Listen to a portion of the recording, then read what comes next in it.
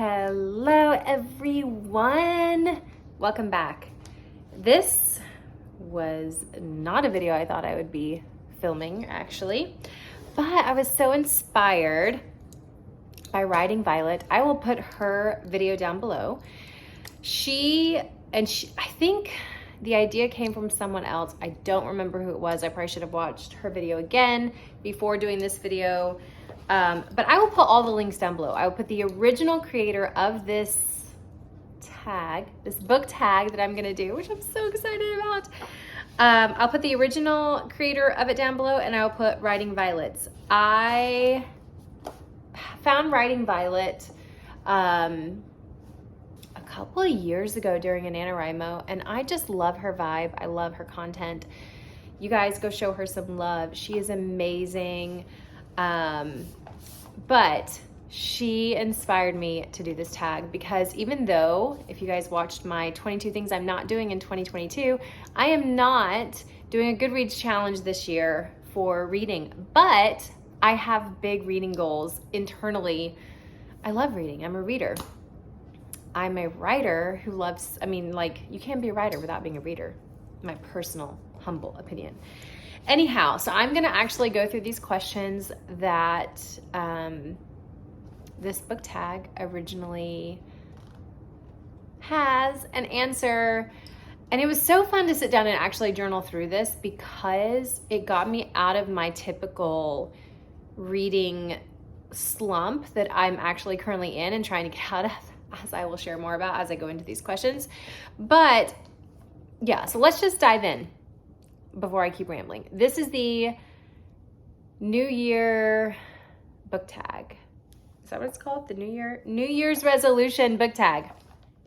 Okay, number 1, an author that I'd like to read that I've never read before. That is the first question. And there were so many that actually came up for me, but the number 1 author, because, and this is the literal only reason, I have started following her on Instagram, and she is a hoot. I literally feel like could I just be your best friend? Anyhow, that author is Jane Green. I have never read any of Jane Green books. So I'm taking this list with me to Art Lockdown because I'm gonna hopefully find at used bookstores some of these books, since I'm not purchasing anything from Barnes & Nobles or Amazon, but directly through indie authors or the author or used bookstores. That's a new 2022 thing that I'm doing. Anyhow, an author I'd like to read that I've never read before, Jane Green, and I'm so excited to dive in. A book that I'd like to read, period. I have this book. I actually got this book I have it here because we signed each other's. 2018, I took a road trip with my daughters for my oldest daughter's graduation trip in 2018. And it was a indie bookstore road trip. And we went from North Carolina all the way to Utah, hitting all the major indie bookstores. It was amazing. I loved it so much.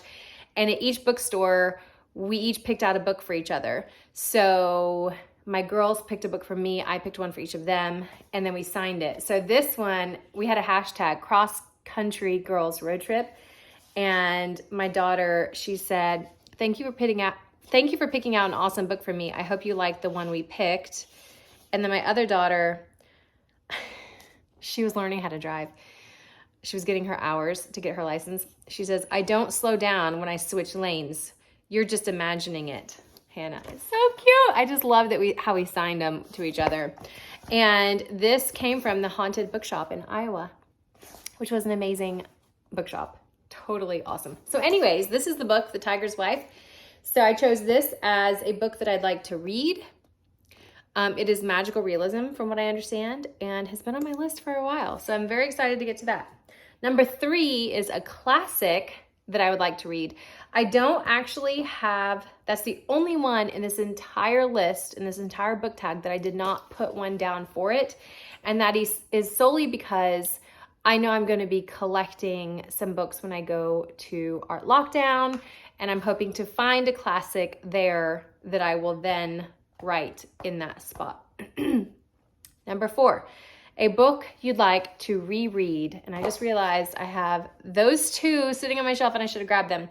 I want to reread this year The Highly Sensitive Child and The Highly Sensitive Person. I want to revisit all of my highly sensitive books because it's been a while since I have read them, and with this year being an inner child study year for me, I really feel drawn to the highly sensitive books as part of that. I also want to share more about my experience with them and with being highly sensitive to my Patreon community. So those are what I picked, the highly sensitive books, The Highly Sensitive Child, The Highly Sensitive Person. Highly sensitive child, if any of you have inner child work, even if you don't feel like you have a highly sensitive child, but you yourself are someone who's an HSP, that book, that is still to this day my favorite, The Highly Sensitive Child. A book you've had for ages and want to read, that one is, I've had this book for so long. Unite the Strong Woman by Clarissa Pinkola Estes. If you guys aren't familiar with that author, she wrote Women Who Run with the Wolves. My favorite book. It's like my Bible. It is the only book that anytime I see it at any bookstore, I buy. It doesn't matter. And I give them away. And I've never read this one. I have this one. It's The Blessed Mother's Immaculate Love for the Wild Soul. And I've never read it. I don't know why. So this is my number 5, a book I've had for ages and want to read. Number 6, a big book you'd like to read. And this I got for Mother's Day from my oldest daughter, Bradbury Stories. I have read some of these, excuse me, but Ray Bradbury is one of my favorite authors, and he does a lot of short stories. This year, which I'll talk a little bit more about, one of my big reading goals is to create an evening reading practice. And I really want to do that with this book, with his stories, picking one to read before I go to bed. But yeah, I want to get through this huge chunker in 2022. All right, number 7, an author you've previously read and want to read more of. Okay, I couldn't pick just one for this because there are so many. And all of these are indie authors, and I will put their YouTube channels down below. Number 1 is Mari Suggs. Mari Suggs, I am so lucky to get to be a beta reader for her. And I have read her fiction. I've read 2 of her fictions. Yes. And one of her nonfictions that hopefully will be out in 2022. And it's so good. It's so good. And I can't wait to get my hands on an actual physical copy of that. I can't share the title or anything like that, but it is you guys. But I want to read more, specifically more of her nonfiction, because I really feel like she has so much wisdom to share with us. So I put her name, I put Becca C. Smith because hello, Becca C. Smith is amazing. I have and love her Dream Diaries. I own her latest, oh my gosh, the name of it just escaped me. But I want to read more. I know she's got a series out. A lot of hers are on Kindle Unlimited. I really want to read more Becca C. Smith because I just adore her. Sarah Sutton I found this year, and she is the sweetest person.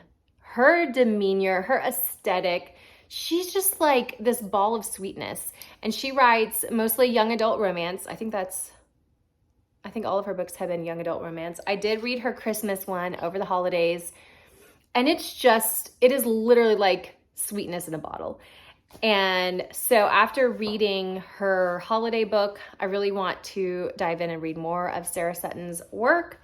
I also have Camille Myrick. Camille and I were critique partners a couple years ago, actually, and she critiqued my The Wild Sexy Life Chick book, and it was so fun. And I read her poetry book, and I would really love Camille Camille, I would really love to read more of your work. So I put her name down also. There's so many people, but those for sure are authors I have previously read that I really would love to read more of. A book that I got for Christmas and would like to read. I didn't necessarily get this for Christmas, but I knew that it was coming out. It was actually released last week. It is written by a brain doctor, and I am fascinated with the brain. I don't know how many of you know this, but my son has had multiple concussions throughout his life. So I have been totally like into the brain world for a while now. And she wrote a book called Bright Line Eating. This is Susan Pierce Thompson. And Bright Line Eating is a diet lifestyle of eating focused around the brain and how the brain works. And she released a new book called Resume: The Powerful Reframe to End the Crash and Burn Cycle of Food Addiction. I'm very excited to read this. So technically I didn't get this for Christmas, but I got it like a week later because it didn't release until after Christmas. But this is also the last book that I'm going to have from Amazon or Barnes & Nobles. But I'm very excited to read this because I'm obsessed with all things brain and addiction and all of that. A series you want to read from start to finish. I don't remember where I heard about this, but I don't remember who it was that was talking about it. But because this year I am hoping to publish 2 books this year. One for sure, Letters to a Young Poet Girl, is coming out in June. And then I have another book for highly sensitives that is also projected to be released this year, depending on how things move. But this year, writing wise and drafting, I'm actually going to be drafting some romances, and I'm very excited about it. And so the series I picked to read from start to finish that I have not read at all, and the only way I will read these, because they're not like, they haven't been out for a while, is if I get them like for my birthday or gifted from someone else, because I'm not purchasing books from Amazon or Barnes & Nobles, and these are not it's not an indie author series. But the Bromance Book Club, it just sounds so fascinating. I think currently there are 4 books in the series, but I think the author is getting ready to release the 5th. And it's all about men who are married and their relationships are in turmoil, and so they actually read romance books to try to figure out how to love their woman, and it just sounds like a hoot. So I wrote that one down. We're dreaming big here, okay?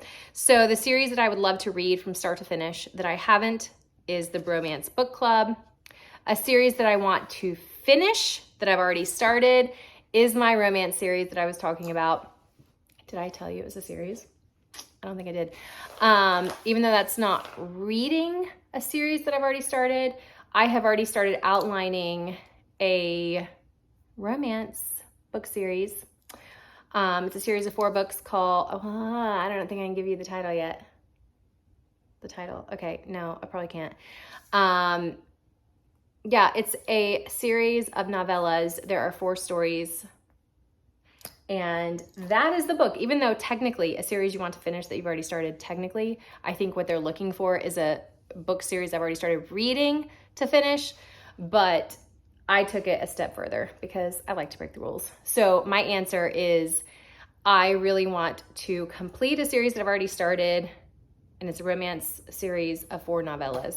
So we'll see how far I get on that. Do you set reading goals? If so, how many books do you want to read in the new year? I am not setting a reading goal for 2022. This is the first year in forever that I have not done that. I'm not doing a Goodreads goal.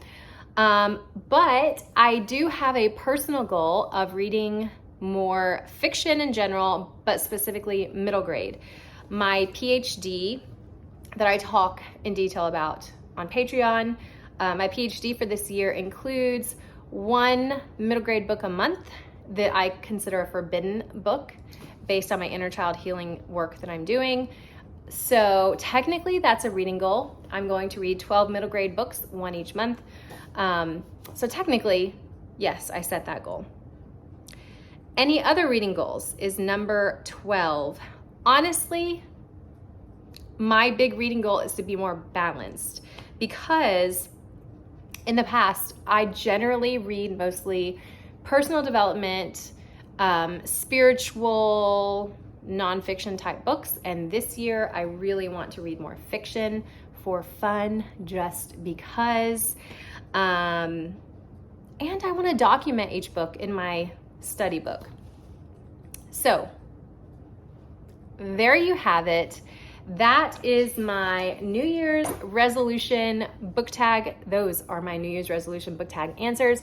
Thank you, Writing Violet, for your video, because I want to talk more about books. I want to document my reading. I want to really sit and savor. One of the reasons I did not choose to do a Goodreads reading goal is because I think last year I read 61 books, which is amazing. But I feel like because I set that goal, I was quickly going through them. And this year I want to savor and underline and annotate and take notes on them and study each and everything that I read. So I want to talk more about books here on YouTube and share with you guys what I've been reading and things like that. So Writing Violet, you have inspired me so much. So I send a big thank you out to you. And yeah, Happy New Year, everyone. I hope that everyone has a magical year. And next week, stay tuned, because we're going to be diving into a big old stack of journals that I completed and stationery empties next week. So yeah, that's going to be a big one. But until next time, enjoy your wild, sexy lives.